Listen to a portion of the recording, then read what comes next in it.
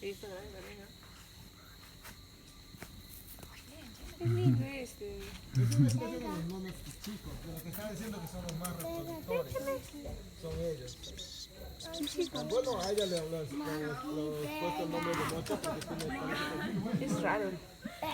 Tuvo un accidente, por eso la colita es pequeña. Pero mayormente de todos son normales. ¿No crece más?